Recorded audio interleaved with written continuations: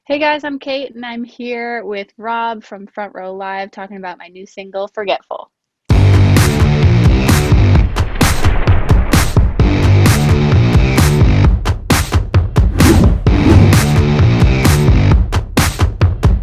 Your voice stood out to me the moment I heard Aw, Forgetful. And it talked to me about kind of discovering your sound and who you are as an artist. yeah. Well, first, thank you so much. That's such a nice thing to say. And uh, B, I feel like I've been through a whole journey with just getting to know myself as an artist. Um, there was definitely a time where I thought that I had to fit into a specific kind of mold as a pop artist. Many years ago, I even like changed my stage name. I didn't go by Cait. I went by some other name that I don't even mention now because it's just embarrassing to me. But the whole point of it was I was putting on a costume. I was trying to fit into like a specific mold that just wasn't me. And so about 2 years ago, I changed my name back to Cait because that's my name, and I'd rather just release music as me. And from then on, I just kind of made a point to myself to not release anything that I didn't wholeheartedly love, completely. And so that's kind of where I'm at with this new music that's coming out. It's just all stuff that I would listen to and stuff that I want to hear and that I deeply relate to, obviously, too. Was there a significant song or lyric that you wrote that kind of made you realize this is who I am as an artist, this is my sound, this is what I'm going to pursue? Hmm, a specific line.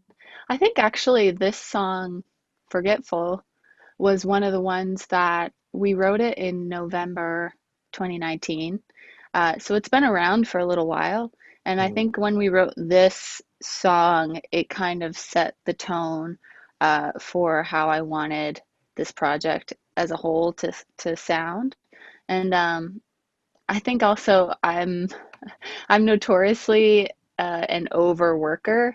I give myself way too much to do all the time, and this song is literally about that. So, I feel like I don't know if I can think of a specific line, but I think this song, uh, definitely working on it with my collaborators, we just kind of felt like, okay, this is the vibe. Like this is Cait for sure. And for Forgetful, what started this song? Was it, again, same question, was it like a lyric, an experience? Like, how did you know that Forgetful was like starting to be created? Yeah, one of my co-writers, his name is Taylor Barrett, and he lives in Utah, and he has a wife and a really adorable child, and he, travels as a songwriter. He comes to LA for weeks at a time to do sessions, and he was away from his wife, his kid. They had actually gone on a trip without him while he was in LA working. And so he was kind of feeling this way of, I'm surrounded by all this work. I'm away from people I love. And that's a feeling that I can connect to really easily. For many years, I worked as a videographer and I would travel a lot and be away from my home and the people who I love, and I'd be surrounded by work and just overwhelmed. And so we were just kind of talking about that. And he said, well, I have this idea called Forgetful, and like having that person you can call who just makes you forgetful of all the, for lack of a better word, that you have going on in your life. And so he had the initial kind of melodic and lyric idea, and I heard it and I was like, yes, let's write that. And so that's kind of uh, where we started for this song. As you finalize the lyrics for it, you go into the production process. Like, what was that production process like? And did he also help you with the production? Did you do this yourself? Like, what was that experience like? Yeah, so it's produced by a producer named Brian Phillips, who I work with a lot. He's been a big part of my project for the last couple of years. And our one thing with this song is like we kept saying we just want it to sound like a hug. We just want it to sound warm and comfortable and just something you would want to listen to over and over. And so we kind of kept going back to those key words, and so we kept a lot of the guitars really warm, and it just kind of builds really slowly. It eases you into like the big kind of sing along part at the end. And so, yeah, that was, I think I remember saying that in the studio multiple times to him, like, I want it to sound like a hug. That's awesome that you mentioned that because Yeah, towards towards the chorus of it, where it's like the na na na na na na, like I yeah. get that kind of like, I don't know, I just feel so much comfort in Oh, listening good. to it. So I love I can that. totally relate with the hug with that one. Yeah, What just like inspired when that? that Because comes in. exactly, Yeah. what inspired that? Because that's such a like a subtle part in the song, but it's so like it has so much impact. Yeah, that ending, the we had the music to that first without any of the da, da, da, yet, and we were just thinking of so many melodies over that music. You could just write anything to that, and so we had, I don't know, four or five different options, and we just kept going back to that. The we didn't know what to call them. Are they da da das or dun dun duns? I don't know, but we there's actually some really funny footage of us in the studio. It's just me and Brian uh, standing in different parts of the room yelling into a mic, dun, dun, dun. And we actually had like we had spirit fingers while we were recording it. But yeah, that one just kind of stood out to us. We knew we wanted some kind of an outro, a little bit different than the standard like pop format of verse chorus, bridge chorus end.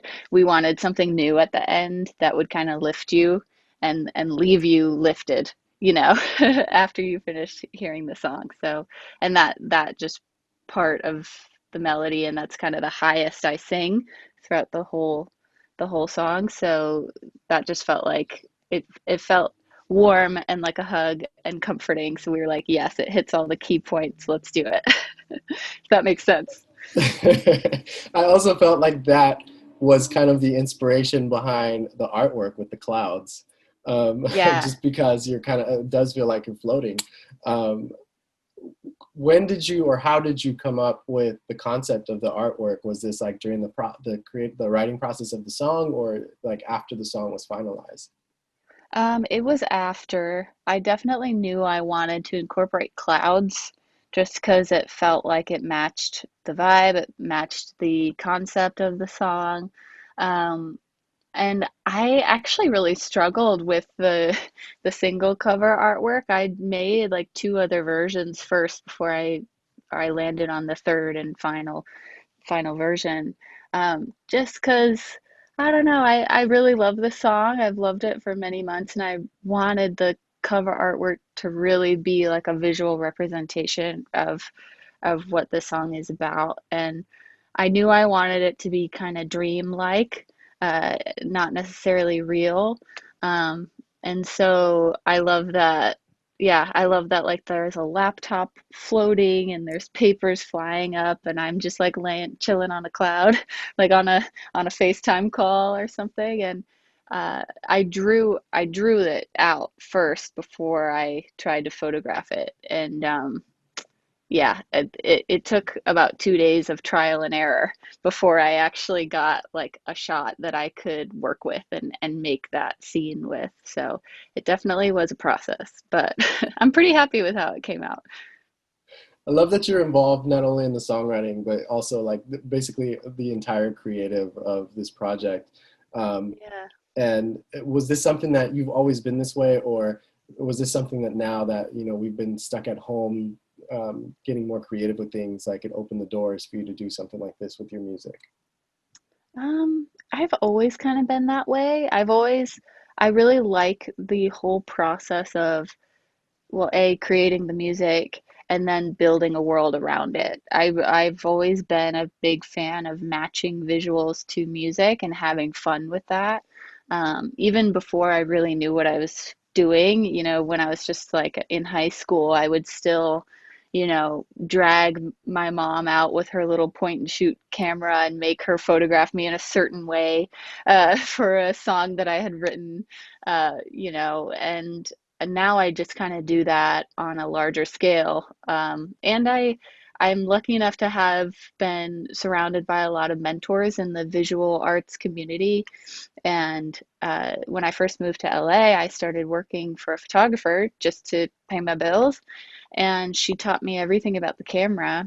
And I've been able to now take that and infuse my music career with that. So yeah, I guess I've always kind of been this way where I love creating music, and then I kind of love switching gears and creating the visual world around it.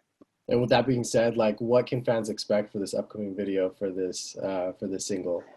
Oh my gosh. Uh, Well, once I finish editing it, which I will hopefully do in the next couple of days here, but it's I can tell you a few things. There's a lot of stop motion, uh, nice, cool. That's cool. and I also don't. I am laying in one spot the entire time. Okay. So that's all I can really say. But it's very dreamlike, and it's very it takes you out of reality for sure. There are definitely clouds because that's kind of my theme for this song.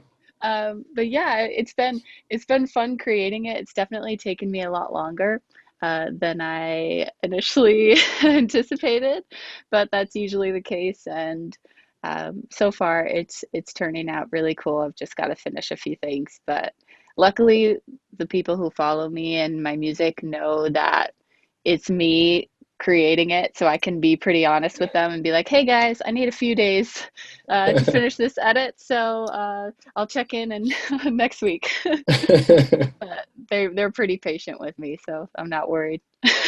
That's awesome. So with this release, this is your second release for this year. What are the plans of like as far as your music? Are you looking to release like either an EP, an album, or are you like releasing singles at a time? Yeah, for now, I'm just playing the singles game and gonna release a bunch of singles over the next year. And I'm thinking 2021 there will be an EP that comes out. So, yeah, I'm excited to just be releasing music again. It feels good.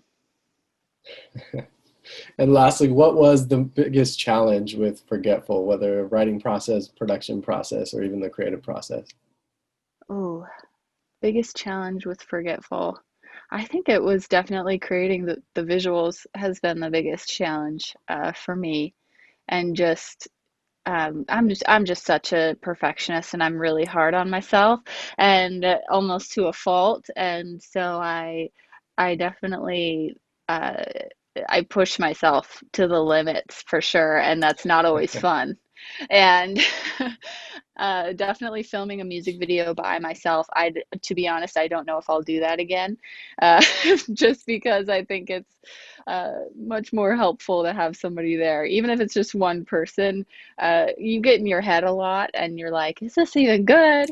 What am I even doing? I don't know." But yeah, I think that's probably been the biggest challenge. The music felt like a breeze compared to creating the visuals. Well, I feel like it was worth the trouble, it was worth the challenge, and it was definitely worth the wait. I can't believe you've been sitting Yeah. on it since November. I know. Ugh, I can't wait for it to be out.